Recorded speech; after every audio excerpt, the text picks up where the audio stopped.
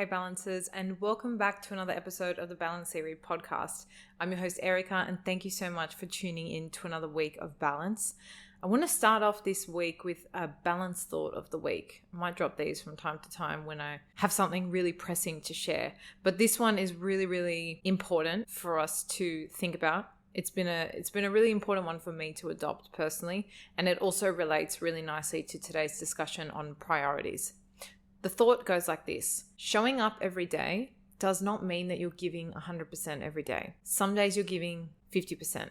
Some days you're giving 5%. Others you're giving 95%. But you're still showing up every day. I think we're so hard on ourselves when we don't give 110% every day. But the reality is, depending on so many things, our priorities, our responsibilities, how we've slept that night, what things we've got on our plate, are we on holidays? Do we have deadlines? All these things play a role in our energy and how much we can give every day. And so I just want to remind you that showing up every day is showing up every day. It's not going above and beyond and giving 110%. And I think holding yourself to that standard or that expectation is a form of perfectionism that can be really toxic and actually set yourself up for failure. So just remember that if you show up every day, that's you showing up every day. However that looks, whatever you've got to give, you're still showing up every single day. And so for anyone listening that's been really hard on themselves, this message is particularly for you. Because I'm sure you're being tough on yourself, but you've been doing an incredible job. You've been going above and beyond, and you've been achieving some really amazing things. You're just a tough cookie on yourself. And if that was your friend that you were giving advice to or giving a pat on the back, you would be over and above proud of them. So don't forget, we're also our own harshest critic. And I just wanted to share this today because I know myself, I fall into that pattern of thinking I have to do more and be more every day and all the time. And it's just not realistic with how life works. And so I hope you needed to hear that today as well. As I said, this thought ties in really nicely with today's conversation. I mean, life throws some crazy things at us, irrespective if we have our routines down pat, if we are so organized and scheduled for the week. Sometimes we can't avoid when life just happens, right? And for me personally, a conversation about priorities would be incomplete if we didn't talk about being flexible and allowing life to happen. Because I think it's one piece to have priorities, but if you don't have that second piece of having the ability or capability to be flexible with them, that's where the problem is. And it's a problem because we get rigid and really stuck in our ways and fixated on how things should be, right? And I know this might sound a little bit controversial or a little bit contradictory because priorities are often those things that are, they're front of mind, they're number one, they're at the top. They seem like they should be quite rigid. But I want to, talk about and share with you guys today how we can actually be malleable with our priorities and still keep them as our priorities. Stick with me. You are going to love this one. I want to start off with an example to kind of illustrate what I'm talking about, what I'm getting at, and where I'm going with this. So a huge priority for me personally is exercising every single day. Movement in whatever form, whether it's a full-blown gym session or a walk, I need to move every single day. That's a part of my balance. But there will be those nights where I toss and turn and I can't sleep. I always joke with my fiance, it's always around the full moon. Message me if you have that weird feeling as well, that every time you have a bad sleep, it's because of the full moon. I don't know if this is like a wives' tale my mum told me growing up, and now it's just like a subconscious thing, I think, or if it's actually serious, because every time I check, it actually is a full moon. Anyway, I digress. When I have those terrible night sleeps, I wake up feeling even worse, right? And so I have the priority to do my exercise first thing in the morning. But if I push myself when I have that low state where I've not slept, that's actually going to be more detrimental to my health and my overall balance than if I was to do the workout. So at that particular moment in time, I have to be really flexible with my priorities, right? I have to kind of choose the lesser of the two evils. And every single time I choose to sleep in that extra hour or to take the morning a little bit easier or to actually skip a workout, even though it's a priority for me. Now, this doesn't mean that thing, so the daily exercise is not a priority for you. It just means that your flexibility actually allows you to reshuffle things in a way that make more sense for your balance or your day or whatever you need at that moment in time. And this is what I mean by not being too rigid with our priorities. Like, yes, they're important and they're still going to be the most important thing. but you need to have some malleability around them because life happens. So let's get stuck into it. If you need a balance refresher, so if you want to go through again the 3 areas of balance and kind of work out what you need, what your non-negotiables are, I'm going to pop a link to 2 weeks ago's episode where I ran you guys through a little refresher, and you can do it with us there and then.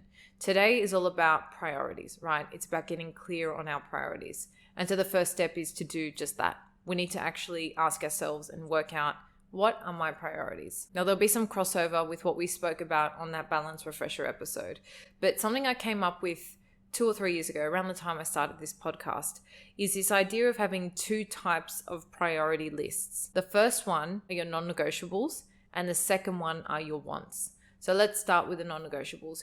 Your non-negotiables are those things we talk about when we talk about the balance theory framework.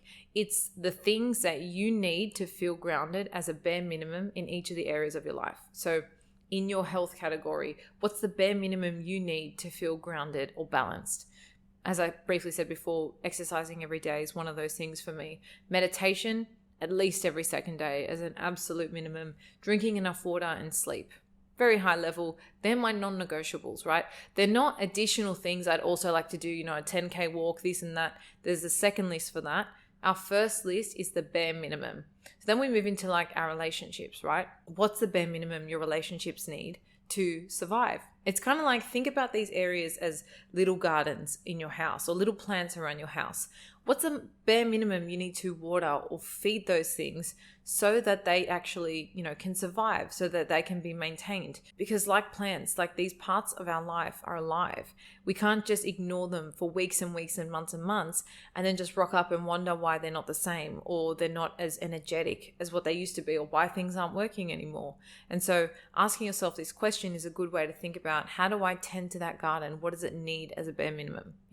What's that little bit of water I have to give it every week? So for a romantic relationship, there might be a little bit more you have to give and feed that versus maybe your relationship with your parents or your siblings or your best friend, right? That might require still some watering. Maybe it's just a phone call. Maybe it's one coffee catch up. Whatever that looks like for you at this moment in time, just get clear on what are the non-negotiables for the important relationships in your life.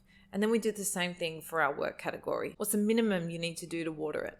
I don't want you, and I know a lot of you are overachievers, high achievers, type A, like me. This is not an exercise to go above and beyond in, right? We just need to work out what is the bare minimum we need to feed these things for them to be alive.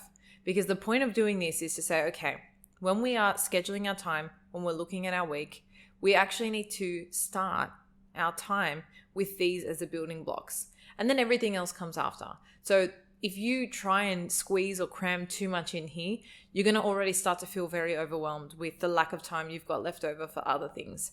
So keep it simple. It's the bare minimum, what you need to feel balanced in the 3 areas of your life. So then we move on to the second list, which are our wants. Now, I still call these priorities, right? Because I think things that we want and maybe don't necessarily need still have an important place in our life. And so I'll give you some examples. Maybe a non-negotiable you've got is 10 minutes of meditation, but you would really like that to be 20 minutes, but maybe you just don't have the time every day to commit. Something on your want list would be double the amount of time for meditation. Or maybe something on your wants list is a night of Zumba or dancing, so something different. Maybe on that wants list you've got, instead of one night with the girls, you've got 2 nights with the girls. Or instead of a phone call to your parents, it's dinner with your parents. It's things that you want. It might not even be related to things that are on your non-negotiable list. Maybe it's actually going to do a yoga class or going to visit, going out for dinner.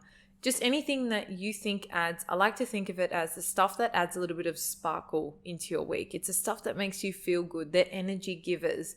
We spoke about energy givers and takers a few weeks ago. These are things that just add that little bit of spice, that little bit of extra specialness throughout your week that you really would like to include and incorporate as a regular thing that you do.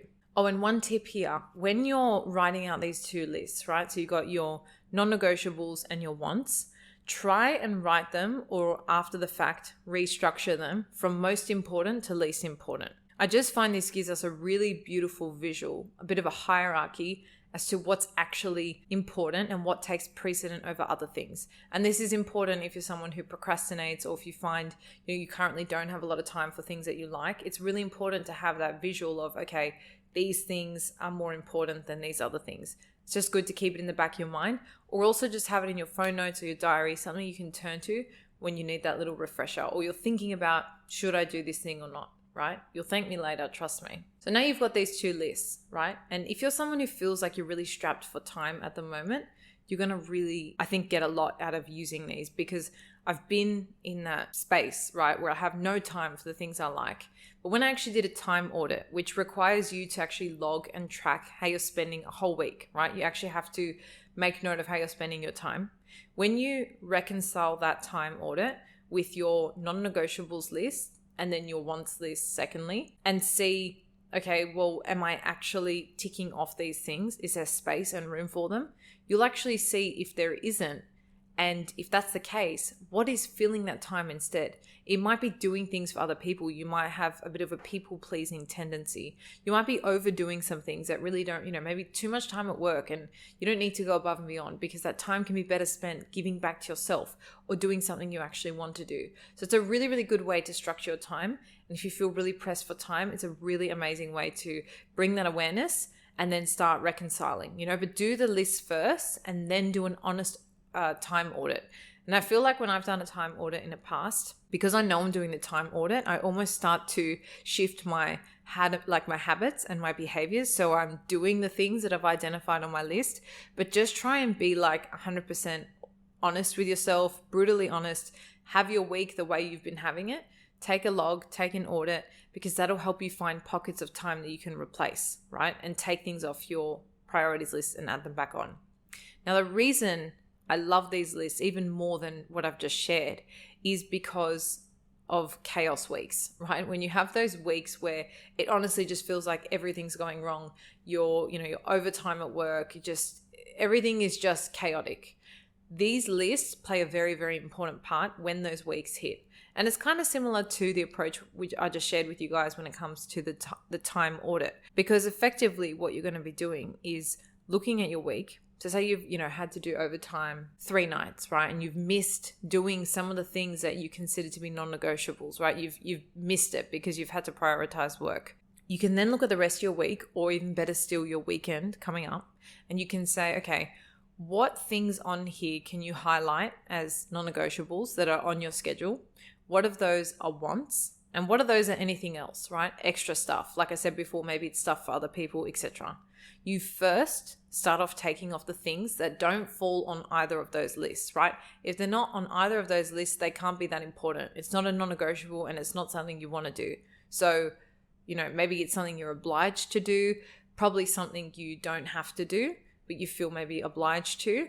That's probably something you can take off your schedule, right? And I know sometimes it's hard to say no, but when you have these lists, it becomes very difficult to debate with them. You've already literally identified that these things are the most important things to you. So how can you then go and say that going to your friend's son's birthday party or cousin's birthday party is more important than you meditating and actually reconnecting with yourself? Because what ends up happening, and I've been here so many times, is you go to that thing because you don't want to say no and you feel guilty, all those kind of people-pleasing sequence dilemmas. And then you end up rocking up like a shell of yourself because you're exhausted, you haven't re-energized yourself. And so you're just kind of showing up as 50%. You're showing up with an empty cup. And so you're giving from an empty cup. And I think if you have good people in your life that understand you, that respect you, that understand stuff like this, they will get it if you don't rock up to something that, arguably is important for them. I think it's a big deal to say no to things. But I think if you have the right network around you that understand, then I don't think it's difficult to have to prioritize yourself first if and when you need it. So in those weeks when that happens, you take off things that A, don't fall on either of those lists. B, you look at the wants list, because remember, those are things that add extra sparkle. Yes, they're amazing. They make us feel good, but they're not non-negotiables, right? Don't forget the non-negotiables are the things that make us feel grounded and balanced. They're the things that need to come first. So you start peeling away the layers of your week, right? So you're freeing up a bit more time. And that means any non-negotiables that you've missed out on, you now have space for, right? And so across a week, the aim for me anyway is to try and at least have all my non-negotiables. I don't want to go a week without watering any of my 3 balance areas, because then it starts to suffer. They start impacting on the others. It's kind of like they're all on different parts of a bridge. If one starts to drop, then the other 2 are impacted as well. And so for me, it's really important to find the right balance to make sure I can ongoingly water them. And that often means you have to miss out on other things. But I mean, you're listening to this podcast, and so you care about having some sense of control and balance in your life. And I think you need to get comfortable then with saying no to things, even though it is uncomfortable. If you're anything like me, having these lists in front of you is a really great visual way to hold yourself accountable to things that you've said are important. Not just important when you can squeeze them in your time, but important when it comes to crunch time and you need to say no to something else to put yourself and your non-negotiables first. That is the true test for you to show yourself that you can do that you can put yourself first, that you can protect that and have a boundary to put it first at all costs. You've said they're the most important thing, so act like they're the most important thing. So I hope now you can see, if we come back full circle to the beginning, that having priorities is amazing, right? It's a really good thing. But being clear on them the way we've just gone through together is a really, really powerful way to have flexibility with them. And you've seen how important that flexibility is, especially when you have weeks that just get away from you, where it's chaotic, where you need more time for yourself. And that's what I meant when I opened with, you need to have flexibility, or take kind of like that rigidity with priorities with a bit of a grain of salt. Because having these lists, and you recall I said to you to write them down from most important to least important, it helps you shuffle and play with things as you need them. And it might not always be a case, right, where you've got no time and you need to remake up time and make sure your non-negotiables are prioritized. It might also be that you're having a particularly unique week and you need more time in your relationship area than usual, or you need more time in your health than usual. And so you can start to rejig things around from that angle as well. You know, you might have a perfectly scheduled week, all your non-negotiables are in, you've got your wants in as well, and work goes pretty cruisy, but you're having a little bit of a low mental health week. And so maybe you need to take off some of those wants that fall in your relationship area. You know, you maybe less socializing and add on some wants that, support your mental health. So you see how it gives you that flexibility, which I found actually like a golden key when it comes to balance. But you have to be disciplined in protecting them and being comfortable with rejigging things and saying no to other things to make this work. And above all, if you're the kind of person listening right now and you find yourself saying, like, you know, you say it out loud and in conversation, oh, I just don't have time, I'm just so busy. That is your cue to sit down and do this exercise. Like, from now on, every time you're going to say to someone, I don't have time, or you think it in your head, that is going to be your cue to sit down and look at your priorities or rejig your week in accordance with your priorities. Bring in that flexibility, see what balance area needs a little bit more TLC, fertilize, water, give that sun. I'm going to use the plant and the garden analogy here. Sometimes different seasons impact different plants and different gardens, God, I love analogies, a little bit differently, and they need a little bit more care. And so being able to, take care of all gardens, but give more to one when it needs it is really important as well. Don't complicate it, guys. Keep it simple. Your non-negotiables don't have to be a 15-step morning routine. It's just the little things that make you feel grounded, like you've looked after yourself, so that you can, go into this world and just be a good person and be a person that gives to the people you love, to your work, to your mission, your purpose, whatever it is. You have to look after yourself first. And that's what the non-negotiables should be reflective of, how you can best do that. In case you missed it, a couple of weeks ago, I shared that we've actually created some Spotify themed playlists. So this episode is going to go into our self-awareness playlist. I've linked it as well as the other 2 playlists, which are mindset and health and fitness, in the show notes below. They are only available on Spotify at the moment, but it's a really great way if you're feeling like you need, a little bit more self-awareness, so you want some health and fitnessy stuff or mindset. I find they often give a little bit of a different vibe and energy depending on what you're feeling like. So it's always a really good way to just know you have somewhere to turn if you're in the mood for a particular type of episode. And it's a good way to categorize it so you can see any maybe older episodes that you've missed, because I'm telling you, we've had some amazing guests on, and sometimes it's a bit annoying to scroll all the way down. So use the playlist to kind of find new content you may have missed, or just have a look at content that you're in the mood for. Your challenge for this week is to do these 2 priority lists, to have your non-negotiables and to have your wants. Start getting clear on them, and then I guess I'm going to leave it with you to see how far you want to take it from here. You can do a time audit and start to reconcile. You can start to just try and play around with your week. Decide that next week's going to be a mental health week and practice moving things around so you get comfortable with that flexibility. Or say that next week's going to be the week you give to your friends a lot more than usual, and then play around with things and see how you go from there. The really important takeaway, I think, as you embark on this challenge, as you write these lists, is it will give you that really, really clear awareness of anything that's not on that list is just really not that important, is the bottom line. And it helps you get comfortable and it helps you get protective over it. So I hope you guys have enjoyed this episode. I hope you really get a lot out of using the lists. I have loved using them over the years and just fine-tuning it and getting more comfortable with this flexibility as I go.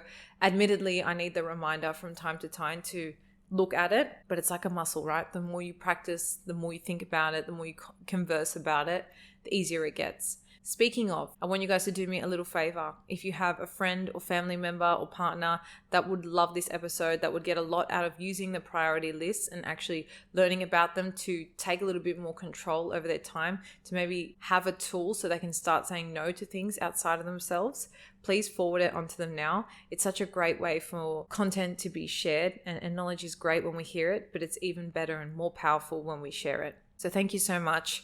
I'll see you guys in the Telegram chat. If you haven't joined, the link is in the show notes. It's a free chat. We're going to be doing the challenge this week together, as well as all the challenges we've done in the past and up and coming.